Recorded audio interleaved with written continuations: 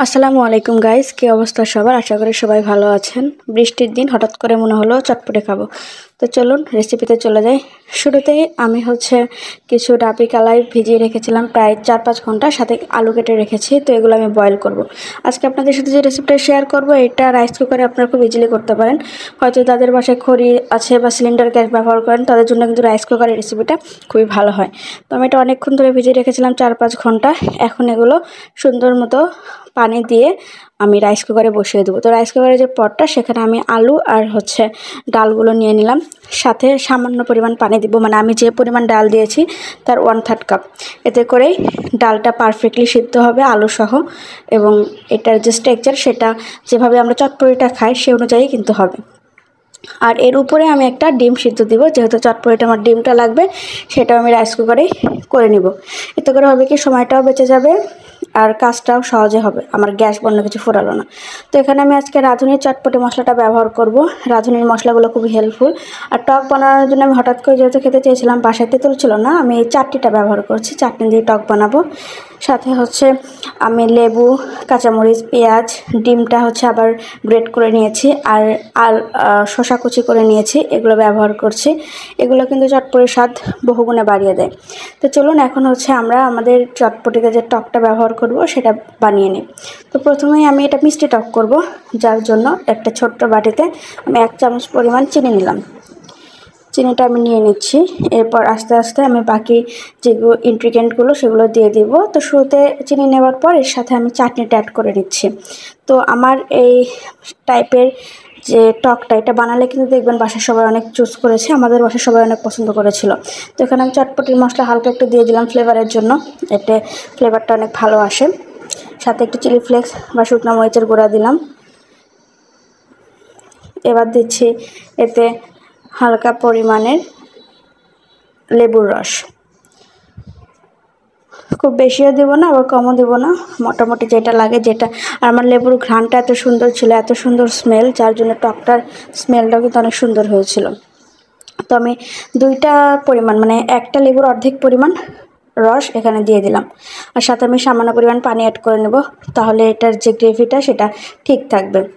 খুব বেশি পাতলাও না, খুব বেশি ঘন না। এই টাইপ টকটাই কিন্তু ভালো লাগে খেতে আমার কাছে আর কি। তো আপনারা আপনাদের ইচ্ছা মতো কমিয়ে বাড়িয়ে পানি দিয়ে এটা করে নিতে পারেন। দেখুন মাশাআল্লাহ কি সুন্দর হয়েছে টকটা। আমাদের বাসার সবাই এই টকটা অনেক পছন্দ করেছিল। তো এর মধ্যে আমি আবার ফুচকাগুলো ভেজে নিয়েছি। আমার কাছে রেডিমেড কিছু ফুচকা ছিল, যেহেতু চটপটিতে খুব বেশি ফুচকা লাগে না, তাই কম করে ভেজেছি। আর এই যে দেখুন আমার ডালগুলো ভালোভাবে সিদ্ধ হয়ে গিয়েছে।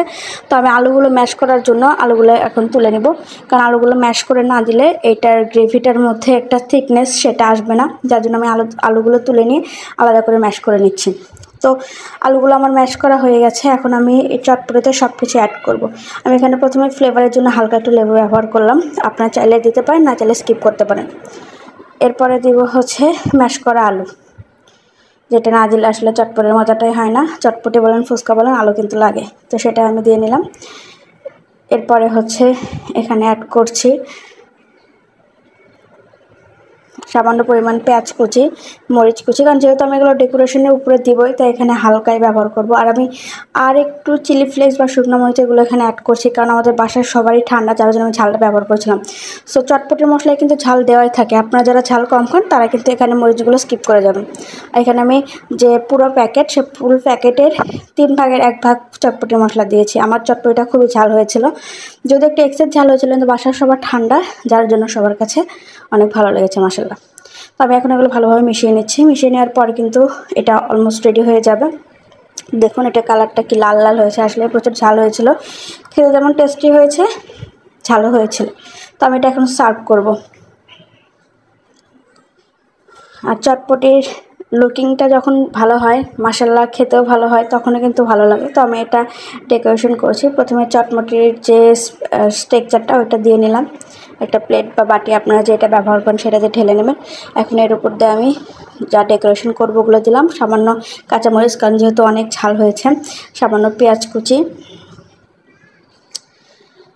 এরপরে দেব শসা কুচি। আপনারা চাইলে ধনিয়া পাতা ব্যবহার করতে পারেন, আমার ধনিয়া পাতা এগুলো তো ভালো লাগে না দেখে আমি ব্যবহার করিনি। এখন ডিমের যে গ্রেট করে রেখেছিলাম সেটা দিলাম। আর এখন ফুচকাটা ভেঙে দেব। এটা কিন্তু চটপটির যে ফ্লেভারটা বা চটপটির যে একটা মজা সেটা কিন্তু অনেক বেশি হয়, কারণ চটপটিতে ফুচকা না দিলে ভালো লাগে না। আমার মতো যারা ফুচকা লাভার আছেন তারা তো অবশ্যই জানবেন। আর সবাই দোকানে বলেন বাইরে বলেন সবাই কিন্তু চটপটিতে ফুচকা ব্যবহার করে, এতে করে মজাটা বা স্বাদটা আরও বেড়ে যায়। আর এখন এরপরে আমি সামান্য পরিমাণ টক দিয়ে দিব, যার যদি পরে টক লাগে তাহলে এখান থেকে নেওয়া যাবে। এখন আমি কম করে দিলাম, কারণ কে কেমন টক পছন্দ করে এটা কিন্তু না খেলে বোঝা যায় না। তো এই তো চটপটি মোটামুটি তৈরি। আপনাদেরকে আমি এটার লুকটা কাছে থেকে দেখাচ্ছি, দেখুন মাশাআল্লাহ কত সুন্দর হয়েছে। আর বাসায় খেয়েও সবাই বলেছিল যে অসাধারণ হয়েছে। তো আমি এর আগে অনেকবার বানিয়েছি, ভাবলাম আজকে আপনাদের সাথে একটু শেয়ার করি রেসিপিটা। আমার রেসিপিটা দেখে যদি আপনাদের ভালো লেগে থাকে অবশ্যই লাইক কমেন্ট করবেন, ভিডিওটি শেয়ার করবেন, আমাকে ফলো করবেন। অসংখ্য ধন্যবাদ, এভাবে পাশে থাকবেন, সবাই ভালো থাকবেন।